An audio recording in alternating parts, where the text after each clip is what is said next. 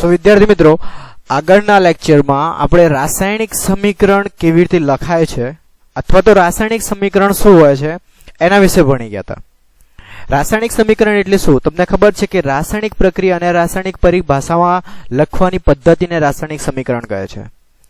રાસાયણિક સમીકરણ લખવા માટે આપણે એકદમ ટૂંકી રીત અપનાવી હતી। સ્ટાર્ટિંગમાં પહેલા આપણે વાક્ય સ્વરૂપે લખ્યું હતું, ત્યારબાદ આપણે શાબ્દિક સ્વરૂપે લખ્યું હતું અને અંતે આપણે રાસાયણિક સૂત્રોનો ઉપયોગ કરીને રાસાયણિક પ્રક્રિયાને એક વ્યવસ્થિત રૂપે લખ્યું હતું। તમને ખબર જ છે કે મેગ્નેશિયમ જ્યારે મેગ્નેશિયમની પટ્ટીને હવે આપણે હવામાં સળગાવીએ ત્યારે મેગ્નેશિયમ ઓક્સાઇડમાં રૂપાંતર થાય છે। આ આખું લખ્યા સિવાય આપણે એને સરળ રૂપે પણ લખી શકીએ છીએ, હે ને। મેગ્નેશિયમ પ્લસ ઓક્સિજન એટલે કે ઓક્સિજન એનો મતલબ શું થશે O2 gives MgO। સો આ એક રાસાયણિક પ્રક્રિયાને ટૂંકી રીતમાં દર્શાવી શકાય છે। ત્યારબાદ હવે અગત્યનો ટોપિક એટલે શું રાસાયણિક સમીકરણ વિશે જ કે અસમતોલિત રાસાયણિક સમીકરણ તથા સમતોલિત રાસાયણિક સમીકરણ એટલે શું। વિદ્યાર્થી મિત્રો અત્યાર સુધી આપણે રાસાયણિક પ્રક્રિયા રાસાયણિક સમીકરણ વિશે ભણી ગયા, है ना। जो तमने परीक्षा में रासायनिक समीकरण विषय पूछाय, जो तमने परीक्षा में रासायनिक समीकरण विषय पूछाय कि रासायनिक समीकरण ने कई रीते लखाय छे तो तमे प्रवृत्ति जे 1.1 छे एनुं उदाहरण आपी शको छो। तमने खबर ज छे कि रासायनिक समीकरण लखवा माटे सपोज के हूँ लखुं छुं magnesium plus O2 gives MgO। Okay, आ एक मैं रासायनिक प्रक्रिया ने रासायनिक समीकरण स्वरूपे लखी दीधुं छे। તમે એક આ ઉદાહરણ આપી શકો છો। ત્યારબાદ અહીંયા તમે સમજાવી શકો છો કે તીરની ડાબી બાજુ જે દર્શાવેલું છે એને આપણે પ્રક્રિયકો કહેવાય, જ્યારે તીરની જમણી બાજુ એને આપણે નિપજો કહીશું। ઓકે, સો તીરનું મથાળું એટલે કે તીરનું જે માથું છે કઈ બાજુ હોય છે? હંમેશા નિપજોની બાજુમાં જ હોય છે। બીજી વાત એ પણ થઈ હતી કે પ્રક્રિયકો જો एक करता वधु होय, अहींया प्रक्रियको एक करता वधु छे ने, निपजो पण एक करता वधु होई शके। जो प्रक्रियको एक करता वधु होय तो एमनी वच्चे प्लस नुं चिन्ह मूकीने दर्शावी शकाय छे। सो विद्यार्थी मित्रों आगळना टॉपिक विषे मैं थोड़ी घणी चर्चा करी नाखी, तमने क्लियर थई गयुं हशे।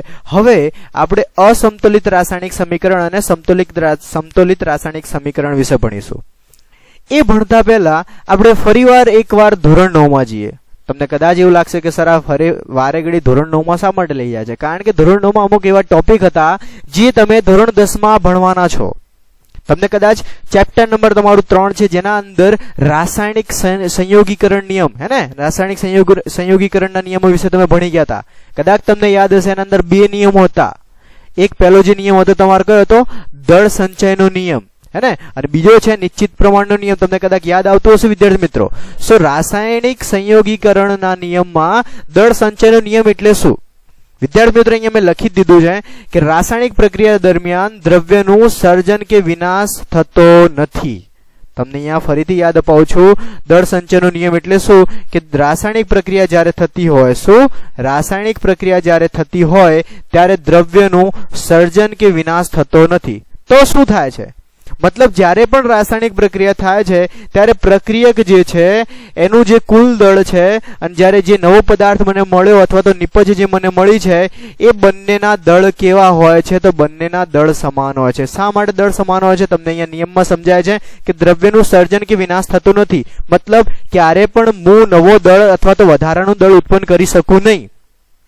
तो एटली खबर पड़ी गई कि જ્યારે રાસાયણિક પ્રક્રિયા થાય છે ત્યારે પ્રક્રિયકોનું કુલ દળ અને નિપજનું કુલ દળ સમાન હોય છે। કોના નિયમ પ્રમાણે? તો દળ સંચયના નિયમ પ્રમાણે। દળ સંચયનો નિયમ શું છે? ફરીથી રિવાઇઝ કરાવું છું। તો રાસાયણિક પ્રક્રિયા દરમિયાન દ્રવ્યનું સર્જન કે વિનાશ શક્ય નથી, એને આપણે દળ સંચયનો નિયમ કહીશું।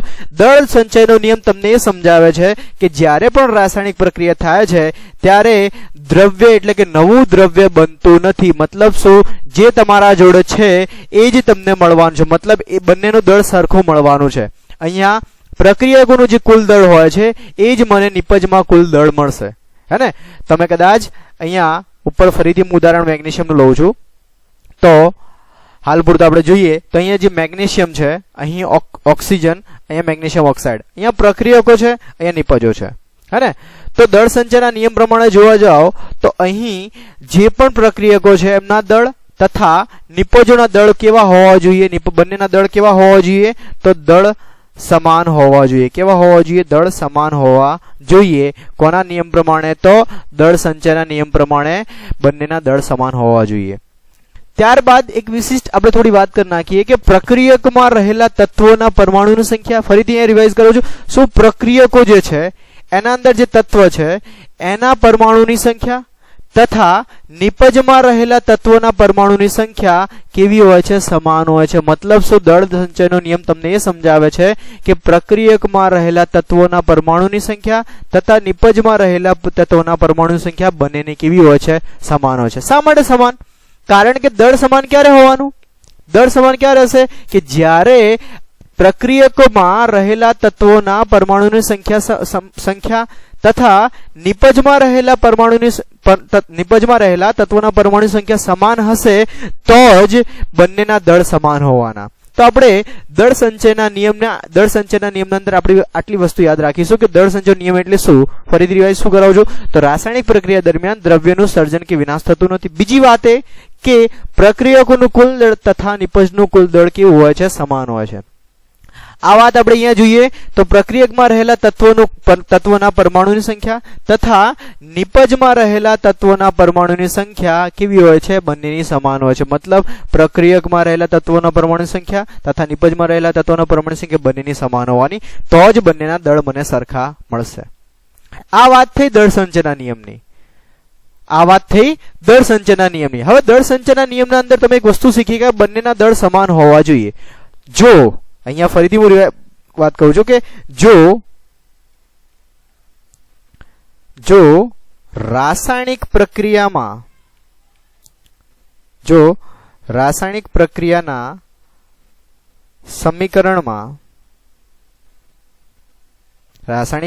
સમીકરણમાં પ્રક્રિયકોમાં રહેલા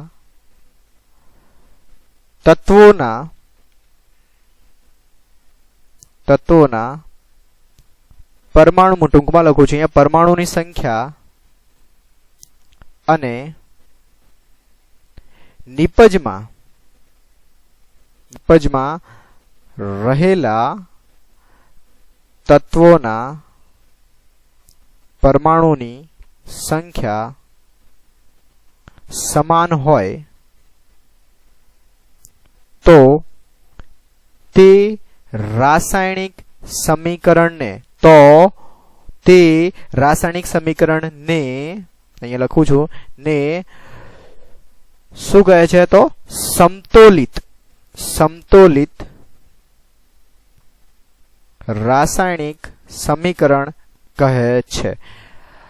વિદ્યાર્થી મિત્રો, અહીં મેં સમતોલિત રાસાયણિક સમીકરણની વ્યાખ્યા લખી દીધી છે કે ટૂંકમાં તમે આટલું સમજાઈ શકો કે જો રાસાયણિક પ્રક્રિયાના અથવા તો જો રાસાયણિક પ્રક્રિયાના સમીકરણમાં અથવા તો રાસાયણિક સમીકરણમાં પ્રક્રિયકમાં રહેલા તત્વોના પરમાણુની સંખ્યા તથા નિપજમાં રહેલા તત્વોના પરમાણુની સંખ્યા સમાન હોય તો તે સમીકરણને આપણે સમતોલિત રાસાયણિક સમીકરણ કહીશું. મતલબ અહીંયા સંખ્યા સમાન છે, અહીંયા પણ સંખ્યા સમાન છે, તો એવા સમીકરણને શું કહીશું? આપણે સમતોલિત રાસાયણિક સમીકરણ કહીશું. જો સમાન ન હોય તો આની આ જ વાત કરું છું, છેલ્લે એટલું જ લખવાનું છે. જો શું સમાન ન હોય તો એવા સમીકરણને અસમતોલિત રાસાયણિક સમીકરણ કહે છે. તેમ છતાં હું એ લખી દઉં છું કે જો રાસાયણિક સમીકરણમાં પ્રક્રિયકમાં રહેલા તત્વોના પરમાણુની સંખ્યા અને નિપજમાં રહેલા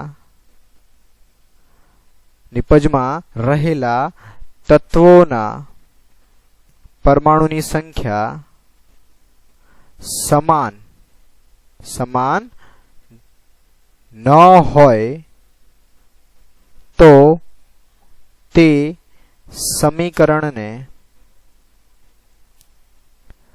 અસમતોલિત સમીકરણ લખી દઉં છું. અસમતોલિત રાસાયણિક સમીકરણ અથવા કંકાલ अथवा कंकाल समीकरण कहे छे। क्लियर? तो असंतुलित रासायणिक समीकरण ने बीजू पण शुं कहेवाय छे? कंकाल। अने घणी फेर एने माळखाकीय समीकरण पण कहे छे। सो विद्यार्थी मित्रों, तमने क्लियर थई गयुं छे के समतोलित रासायणिक समीकरण एटले शुं अने असंतुलित। समतोलित એટલે શું? પ્રક્રિયકમાં રહેલા તત્વોના પરમાણુ સંખ્યા અને નિપજમાં રહેલા પરમાણુ સંખ્યા બંનેની જો સમાન હોય તો એને આપણે સમતોલિત રાસાયણિક સમીકરણ કહીશું। જો ન હોય તો એને અસમતોલિત રાસાયણિક સમીકરણ અથવા તો માળખાકીય સમીકરણ પણ કહેવાય છે અને ઘણી ફેર કંકાલ સમીકરણ પણ કહેવાય છે। સો વિદ્યાર્થી મિત્રો, આપણે હવે જોઈએ કે જે મેગ્નેશિયમ જે છે, મેગ્નેશિયમનું ઓક્સાઇડ આપણે સમીકરણ આપ્યું હતું પ્રવૃત્તિ 1.1।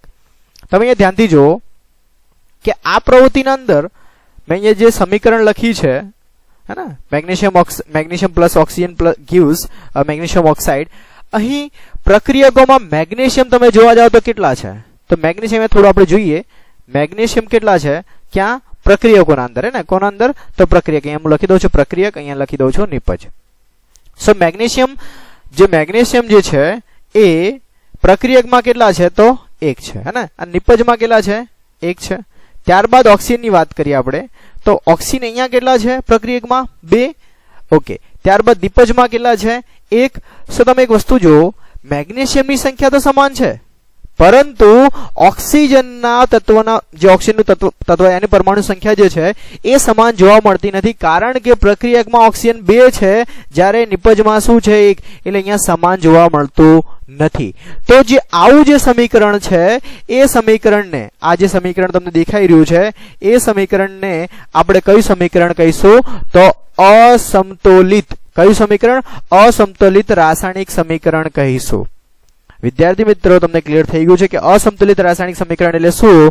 તો જો પ્રક્રિયકોમાં રહેલા તત્વના પરમાણુ સંખ્યા સમાન ન હોય, પ્રક્રિયકોમાં રહેલા તત્વોની પરમાણુ સંખ્યા તથા નિપજ અને નિપજમાં રહેલા તત્વોના પરમાણુ સંખ્યા જો સમાન ન હોય તેવા સમીકરણને આપણે શું કહીશું? અસમતુલિત સમીકરણ કહીશું।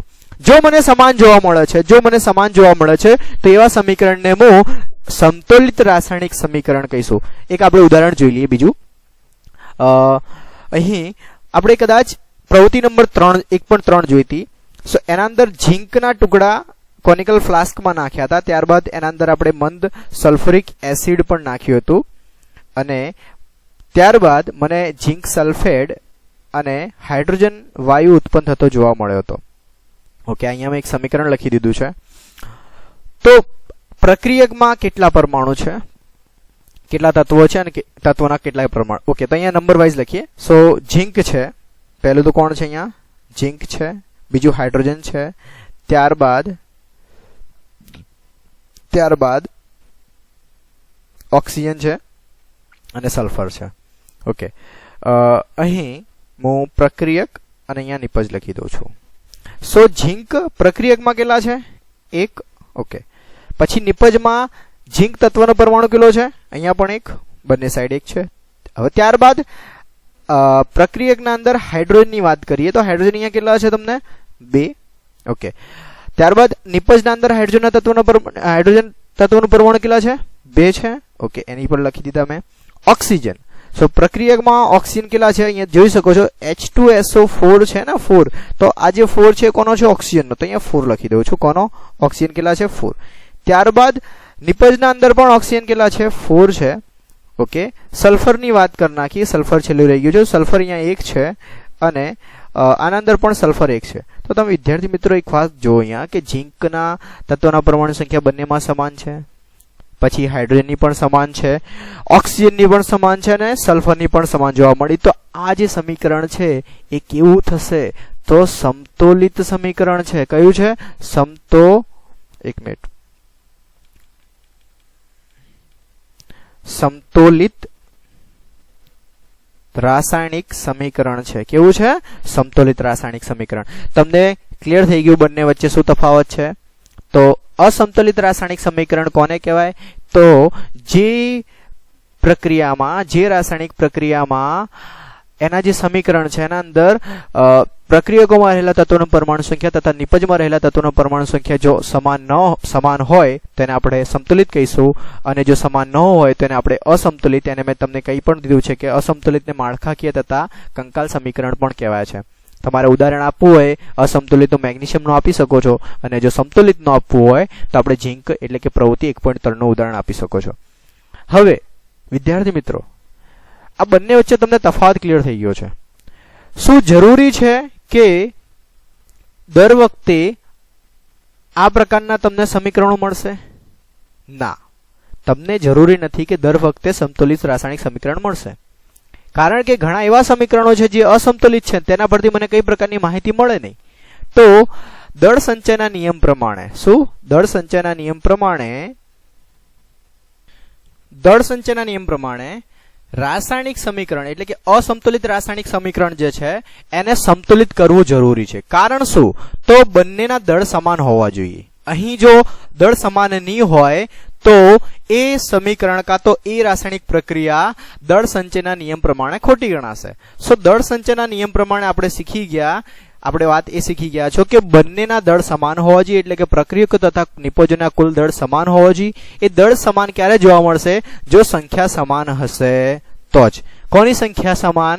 એટલે કે પ્રક્રિયક તથા નિપજમાં રહેલા તત્વોના પરમાણુની સંખ્યા મને સમાન જોઈએ, મતલબ સમાન હોવી જોઈએ, તો જ એ દળ સંચયના નિયમને અનુસરશે. તેથી દરેક સમીકરણને સંતુલિત કરવું જરૂરી છે. તેથી શું? દરેક સમીકરણને રાસાયણિક સમીકરણને સંતુલિત કરવું જરૂરી છે. હવે આ જે રાસાયણિક સમીકરણ છે અસંતુલિત હોય તો એને સંતુલિત કઈ રીતે કરશો? જો આ જે સમીકરણ છે કયું આપણે જોયું પ્રવૃત્તિ 1 નંબર 1.1 નું હે ને, આ મેગ્નેશિયમ વાળું. આ જે સમીકરણ છે રાસાયણિક સમીકરણ એ અસંતુલિત તો છે, તો એને સંતુલિત કઈ રીતે કરશું? તો સંતુલિત કરવા માટેની જે પદ્ધતિ છે એ પદ્ધતિને આપણે હીટ એન્ડ ટ્રાયલ પદ્ધતિ કહીશું. કઈ કહીશું? હીટ એન્ડ ટ્રાયલ પદ્ધતિ. અસંતુલિત રાસાયણિક સમીકરણને અસંતુલિત રાસાયણિક સમીકરણને સંતુલિત કરવા માટેની હીટ એન્ડ ટ્રાયલ પદ્ધતિ છે. બરોબર. આ પદ્ધતિ થોડી લાંબી છે, જેના અંદર ટોટલ 7 સોપાનની ચર્ચા કરી છે. હવે આ જે પદ્ધતિ છે એ ખૂબ જ લાંબી એટલા માટે છે કે એ દરેક સોપાનમાં દરેક જગ્યાએ એને સ્ટેપ વાઇઝ આખી રીતે સંતુલિત કરવાની છે. અસંતુલિત રાસાયણિક સમીકરણને સંતુલિત કરવા માટેની હીટ એન્ડ ટ્રાયલ પદ્ધતિ. આ પદ્ધતિ હીટ એન્ડ ટ્રાયલ એટલે કે સીધું આપણે એપ્લાય કરવાનું છે. બરોબર.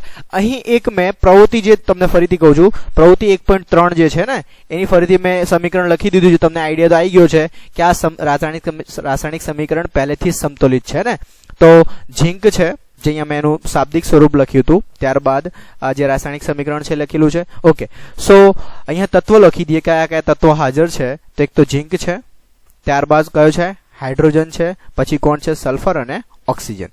ઓકે, હવે પ્રક્રિયકોમાંના પરમાણુઓની સંખ્યા. પ્રક્રિયકમાં પરમાણુની સંખ્યા મતલબ પ્રક્રિયકમાં રહેલા Zn છે, Zn ની પરમાણુ સંખ્યા કેટલી છે અહીંયા? તો 1. તો ટૂંકમાં ઘણીવાર એને LHS પણ લખ્યું છે, એટલે કે લેફ્ટ સાઈડ, ડાબી સાઈડ. બરોબર, એટલે કે લેફ્ટ હેન્ડ સાઈડ. અહીંયા Zn કેટલો છે? 1. ત્યારબાદ અહીં Zn કેટલો છે? 1. હું ફટાફટ લખું છું. હાઇડ્રોજન અહીંયા કેટલા છે? 2. અહીંયા હાઇડ્રોજન કેટલા છે? 2. ત્યારબાદ સલ્ફર ડાબી સાઈડ કેટલા છે? 1 છે, અને સલ્ફર અહીંયા કેટલા છે? 1. ઓકે, ઓક્સિજન કેટલા છે? અહીંયા 4, અને અહીંયા ઓક્સિજન કેટલા છે? 4. આ રાસાયણિક સમીકરણ પહેલેથી સંતુલિત છે, તેથી આપણે એને સંતુલિત કરવાની જરૂર નથી. ઓકે, હવે એક આપણે એવું સમીકરણ લઈએ કે જે સંતુલિત નથી, એટલે કે અસંતુલિત રાસાયણિક સમીકરણ છે. Okay, Fe plus H2O plus gives Fe3O4 અને plus H2. આ જે સમીકરણ છે આ રાસાયણિક સમીકરણ મારા ખ્યાલથી એટલા માટે ઉદાહરણ મેં લીધું છે કે પહેલેથી સંતુલિત નથી. બરોબર. સોપાન 1 શું કહેવા માંગે છે? મેં તમને વાત કરી કે અસંતુલિત રાસાયણિક સમીકરણ હોય એને સંતુલિત કરવા માટેની હીટ એન્ડ ટ્રાયલ જે પદ્ધતિ છે એના અંદર ટોટલ ટેક્સ્ટ બુક એટલે કે બુકમાં 7 સોપાનની ચર્ચા કરી છે. જેના અંદર પહેલું સોપાન શું છે કે દરેક સૂત્રની ફરતે ખાનું કરવું, અથવા તો શું બનાવવું? બોક્સ બનાવવું. બરોબર, સારું આવડે છે તમને, કારણ કે દરેક જગ્યાએ તમે પ્રિન્ટેડ મતલબ ચિત્રો દોરતા જ હો છો. તો અહીંયા પહેલા હું સમીકરણ લખી દઉં છું. તો જે મારું સમીકરણ છે રાસાયણિક સમીકરણ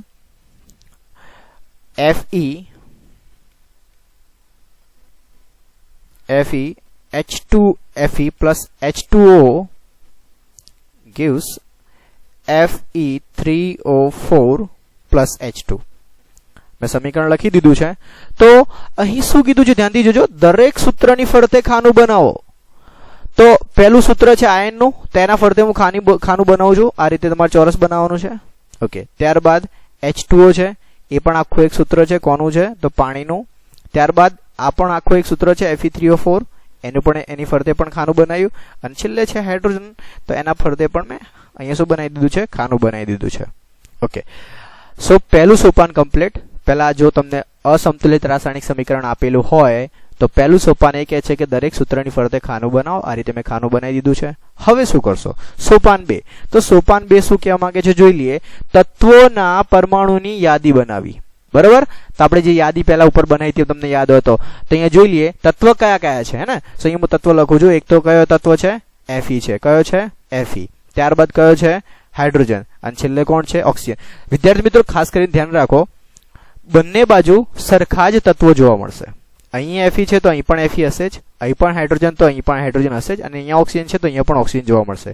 સો જે તમને તત્વો દેખાતા હોય એ તત્વોને આ રીતે લખી દેવા.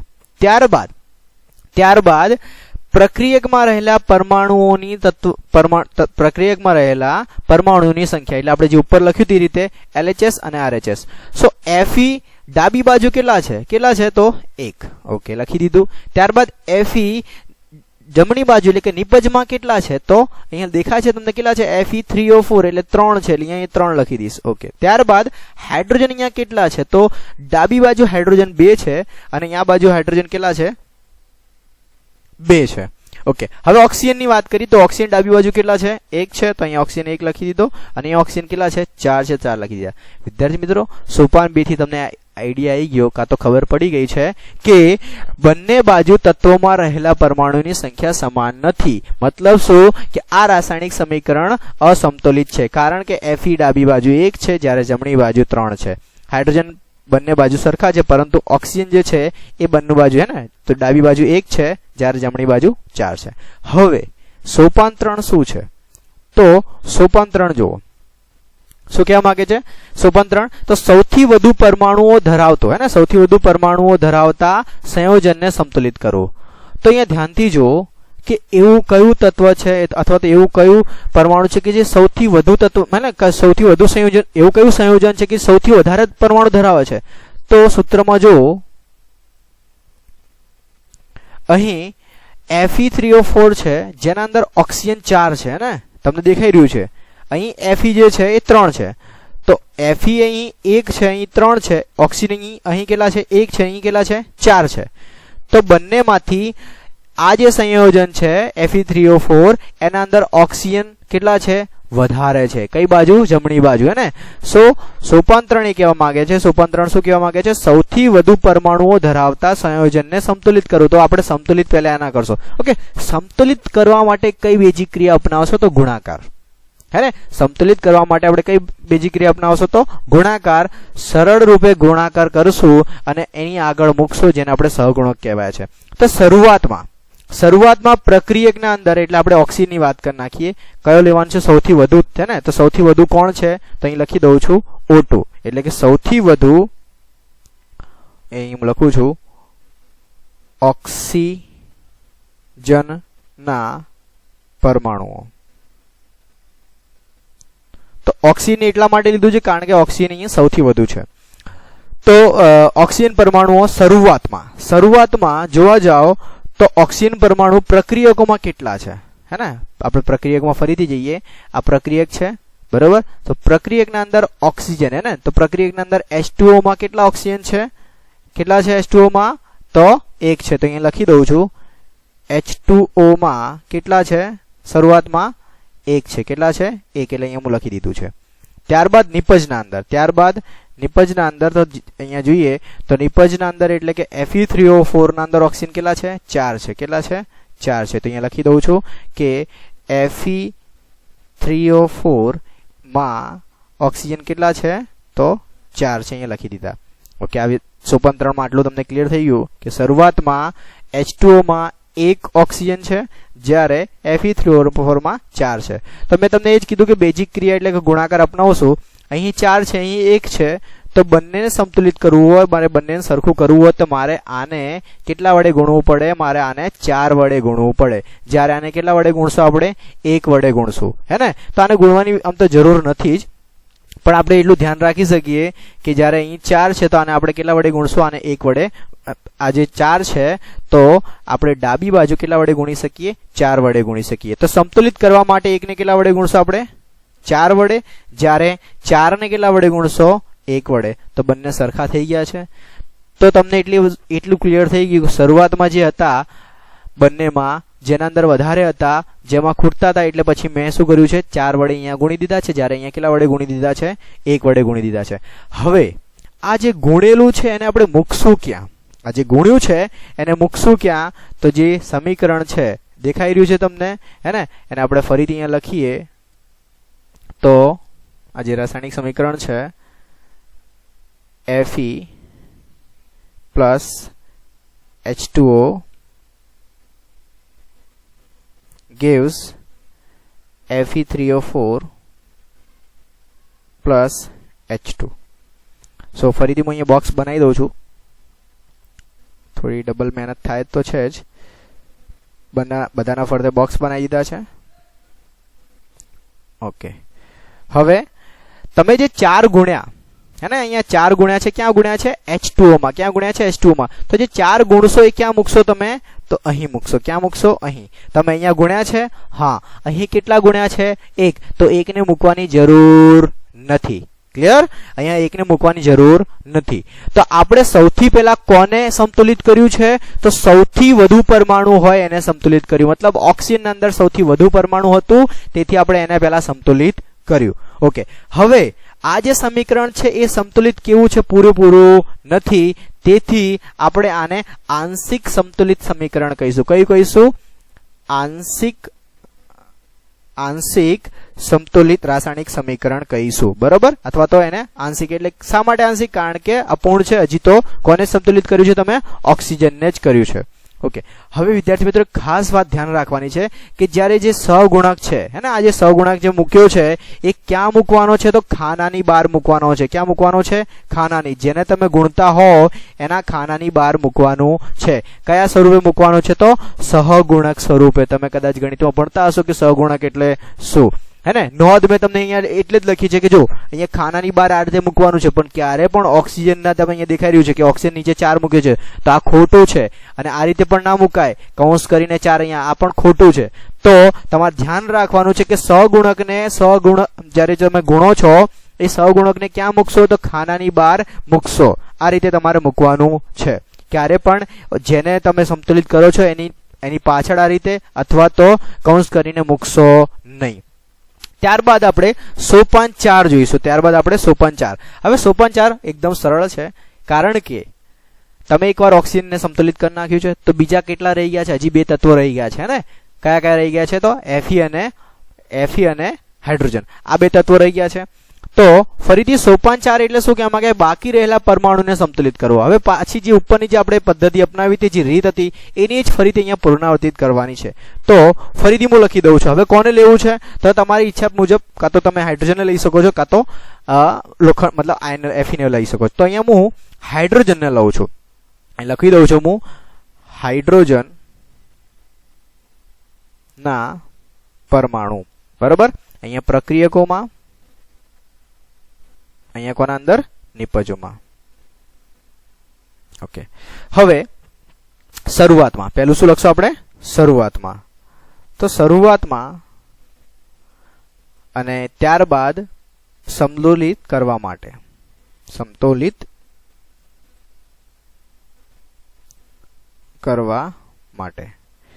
સો અહીંયા લખાઈ ગયું છે કે શરૂઆતમાં પ્રક્રિયકો. કોની વાત થાય છે? હાઇડ્રોજન. તો અહીંયા હાઇડ્રોજન કેટલા છે? તમે જુઓ H2O માં, હે ને? H2O માં અહીંયા 4 ગુણાઈ ગયું છે. સો શરૂઆતમાં હાઇડ્રોજન કેટલા છે? તો કેટલા દેખાઈ રહ્યા છે? તમારે 4 ગુણાઈ ગયું છે. તો અહીંયા કેટલા હાઇડ્રોજન છે? તો અહીં તમને કેટલા દેખાઈ રહ્યા છે? સો અહીંયા તમે જુઓ આ જે H2O છે એના આગળ તમે જ્યારે 4 સહગુણક મૂકી 4 વડે ગુણ્યા ત્યારે અહીંયા હાઇડ્રોજનની સંખ્યા વધી જાય છે, હે ને? પહેલા 2 હતા, પણ ત્યારબાદ તમે જ્યારે 4 વડે ગુણો છો તો 4 દુ 8 થઈ જાય છે. તો આપણે અહીંયા લખી દઈએ કે 8 ક્યારે? કોના અંદર? તો 4H2O માં, હે ને? શરૂઆતમાં આ જે છે એના અંદર કેટલા હાઇડ્રોજન છે? 8 છે. જ્યારે નિપજમાં કેટલા છે? તો નિપજમાં અહીંયા લખીએ H2 માં કેટલા છે? તો 2 છે. ઓકે, અહીંયા 8 છે, અહીં 2 છે. ફરીથી બેઝિક ક્રિયા અપનાવીએ. અહીં 8 ને સંતુલિત કરવા માટે અને 2 ને સંતુલિત કરવા માટે શું કરશો? તો તમને દેખાઈ રહ્યું છે કે 2 ને આપણે જો 4 વડે ગુણી દઈએ, એટલે અહીં 2 ને કેટલા વડે ગુણી દઈએ? 4 વડે ગુણી દઈએ. અને 8 ને કેટલા વડે ગુણી દઈએ? 1 વડે ગુણી દઈએ તો સંતુલિત થઈ જશે, હે ને? તો શું કરશો આપણે? તમે અહીંયા જોયું છે કે અહીં H2 માં અહીં કેટલા હતા? 2 હાઇડ્રોજન હતા. જ્યારે અહીં કેટલા હતા? ટોટલ 8 હાઇડ્રોજન હતા. એટલે કે 4H2O માં કેટલા છે? 8 હાઇડ્રોજન. તો 8 ને 1 વડે ગુણ્યા અને 2 ને કેટલા વડે ગુણ્યા? 4. એટલે બંને સંતુલિત થઈ ગયા. તો ફરીથી આપણે સમીકરણ લખી દઈએ. તો ફરીથી સમીકરણ લખી દઈએ. Fe plus H2O gives Fe3O4 plus H2. Okay, હવે એમની ફરતે બોક્સ બનાવી દઈએ.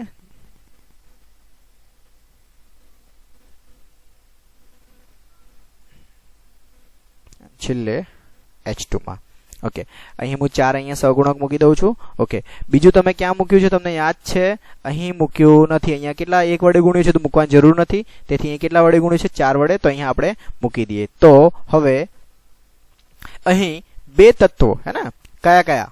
હાઇડ્રોજન અને ઓક્સિજન બંને સંતુલિત થઈ ગયા છે. હવે રહી ગયું છે Fe. તો છેલ્લે ફરીથી બાકી રહેલા, તો સોપાન 5 શું કહેવા માંગે છે? બાકી રહેલા પરમાણુઓને સંતુલિત કરો. તો સોપાન 5 શું કહેવા માંગે? બાકી રહેલા. તો ફરીથી હવે છેલ્લે કોણ છે? તો છેલ્લે કોણ રહી ગયું છે? Fe. તો અહીં લખી દઉં છું Fe ના પરમાણુ. ત્યારબાદ અહીં પ્રક્રિયકો માં અને અહીંયા નિપજોમાં. ઓકે, તો શરૂઆતમાં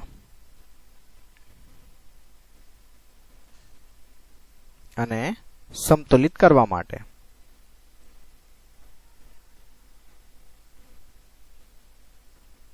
તો શરૂઆતમાં Fe, પ્રક્રિયકોમાં કેટલા છે? તો શરૂઆતમાં Fe એટલે જે Fe પરમાણુ અહીંયા દેખાઈ રહ્યું છે, સૂત્ર, રાસાયણિક સૂત્ર, એના અંદર કેટલા છે? 1 છે. જ્યારે Fe3O4 માં કેટલા છે? તો 3 છે. કેટલા છે? 3. તો ઓકે, હવે અહીંયા વધારે છે. ઓકે, અહીં કેટલા છે? 1. તો અહીંયા 3, એટલે કે 1 ને આપણે કેટલા વડે ગુણશું? અહીં 3 વડે. અને છેલ્લે આને 3 ને કેટલા વડે ગુણશો? 1 વડે. મારા ખ્યાલથી તમને હવે ક્લિયર થઈ ગયું છે અને ઘણા લોકો હોશિયાર પહેલથી થઈ ગયા છે. ખબર પડી ગઈ છે કે અહીં 3 છે ને અહીં કેટલા છે? 1. તો અહીં આપણે બંનેને સરખા કરવા માટે કેટલા વડે 1 ને ગુણીશું? 1 ને કેટલા વડે ગુણીશું? 3 વડે ગુણીશું. જ્યારે 3 ને 1 વડે. હવે આ 3 ગુણાઈ ગયું છે. ક્યાં મૂકશો આપણે? અહીં મૂકશો. તો હવે છેલ્લે સમીકરણ લખી દઈએ. Fe plus H2O gives Fe3O4 plus H2. બધાને ફરતે શું બનાવશો? હવે ખાનું બનાવી દઈએ.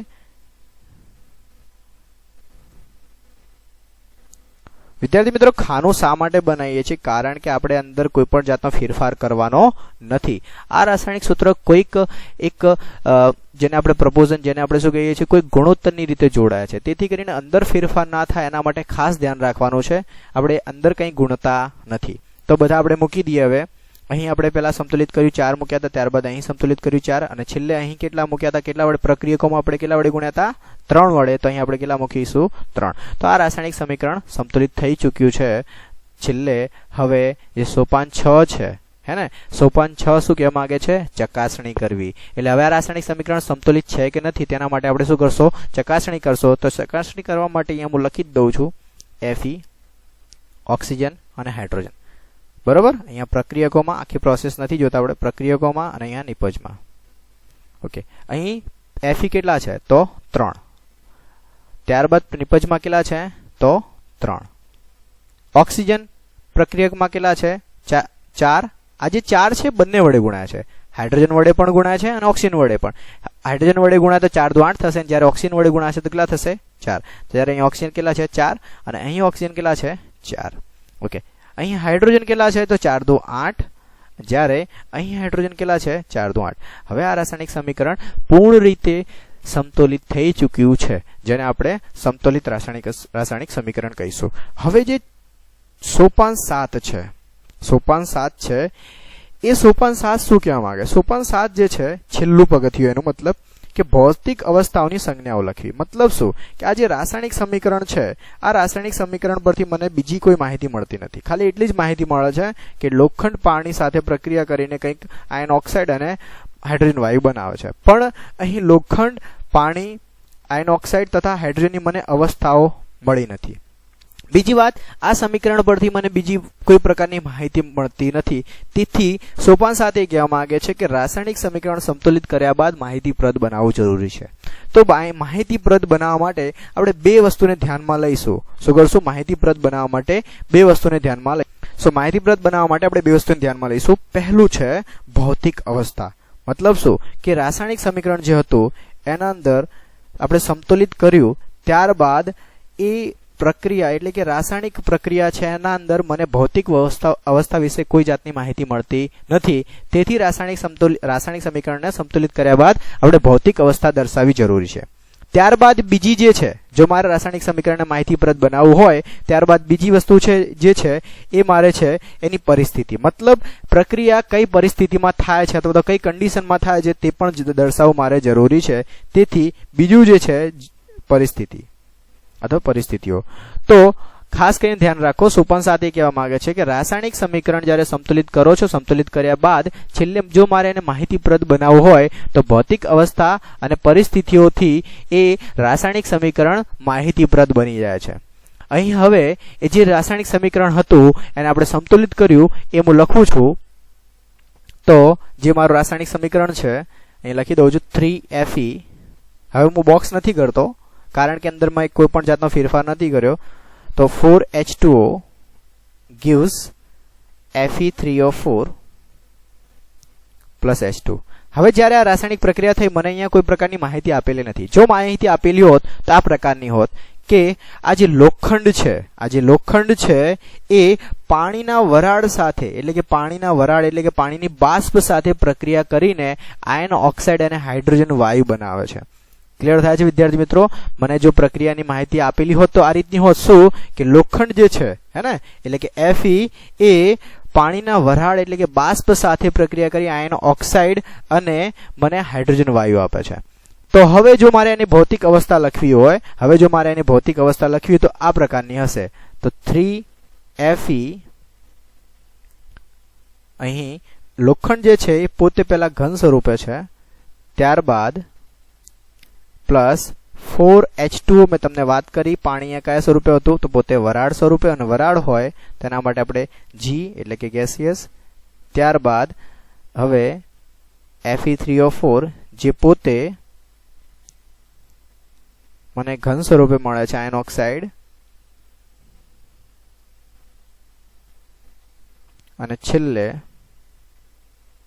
હાઇડ્રોજન છે એ મને વાયુ સ્વરૂપે મળે છે. તમે વિદ્યાર્થી મિત્રો એક વસ્તુ જોઈ હશે કે ભૌતિક અવસ્થા મેં અહીંયા બતાવી દીધી છે કઈ પ્રકારની હે ને. ઘન, જ્યારે લોખંડ છે અહીં ઘન સ્વરૂપે હતું, એને પાણીની વરાળ સાથે પ્રક્રિયા કરવામાં આવી, આયન ઓક્સાઇડ બન્યું, એ પોતે ઘન સ્વરૂપે. છેલ્લે અહીંયા શું છે તો મને શું મળ્યું છે? હાઇડ્રોજન વાયુ મળે છે. ભૌતિક અવસ્થા ક્યાં બતાવશો તો આપણે આ જે એની બાજુમાં નીચેની લિપિમાં બતાવશો, બરોબર. હવે ભૌતિક અવસ્થા કયા પ્રકારની તમને થોડો ઘણો ખ્યાલ થઈ ગયો હશે કે એક તો જો ઘન હોય એના માટે આપણે સોલિડ એટલે કે S તરીકે લખીશું. પ્રવાહી હોય તો એના માટે આપણે લિક્વિડ એટલે કે L. ત્યારબાદ વાયુ હોય કાં તો વરાળ એટલે બાષ્પ હોય તો એના માટે આપણે G લખીશું. અને જો પાણીમાં દ્રાવણ હોય, શું? પાણીમાં દ્રાવણ એટલે કે જલીય હોય તો એના માટે આપણે એક્વિયસ એટલે કે AQ વાપરીશું. શું? એક્વિયસ એટલે કે AQ વાપરીશું. વિદ્યાર્થી મિત્રો તમને ક્લિયર થઈ ગયું હશે કે ઘન, પ્રવાહી, વાયુ 3 અવસ્થાઓ છે. જો પાણીમાં દ્રાવણ બનાવેલું હોય ને, સ્ટાર્ટિંગમાં પ્રવૃત્તિ 1.1 કાં તો 1.2 માં તમે જોયું હતું, 1.2 માં જોયું હતું કે લેડ નાઇટ્રેટનું દ્રાવણ હે ને, તો લેડ નાઇટ્રેટ દ્રાવણ પછી હું એક્વિયસ લખતો હતો. PB જે લેડ નાઇટ્રેટ હતું PbNO3 ટ્વાઇસ છે ને, એના પછી હું એક્વિયસ લખતો હતો. પછી બીજું શું હતું? પોટેશિયમ આયોડાઇડ હે ને, એના પાછળ પણ શું લખતો હતો? એક્વિયસ. જો પાણીમાં દ્રાવણ બનાવવાનું હોય, જલીય દ્રાવણ બનાવવાનું હોય, તેના પાછળ આપણે એક્વિયસ લખીશું. અને જો ઘન પ્રવાહી વાયુ હોય તો ઘન હતો S, પ્રવાહી હતો L અને વાયુ હતો G. હવે પરિસ્થિતિઓ કઈ કઈ છે? પરિસ્થિતિ વિશે જોઈ લઈએ. પરિસ્થિતિઓ એટલે કે રાસાયણિક પ્રક્રિયા જે છે એ કઈ કઈ પરિસ્થિતિમાં થાય છે. તો પરિસ્થિતિના અંદર કે ઘણી ફેર એને કયું દબાણ આપવામાં આવે છે, કેટલું તાપમાન આપવામાં આવે છે, અથવા તો કઈ ઉદ્દીપકની હાજરીમાં થાય છે, એના માટે શું થશે? પરિસ્થિતિ. તો અહીંયા ત્રણેક વસ્તુ લખી છે, હું લખી દઉં છું કે દબાણ, કેટલા દબાણે થાય છે, તાપમાન, તો કયા તાપમાને થાય છે પ્રક્રિયા, અને ઉદ્દીપક. બરોબર. અને શું છે? ઉદ્દીપક. આ બધું શું બતાવે છે કે રાસાયણિક પ્રક્રિયા જે છે એ આટલી પરિસ્થિતિમાં થઈ છે.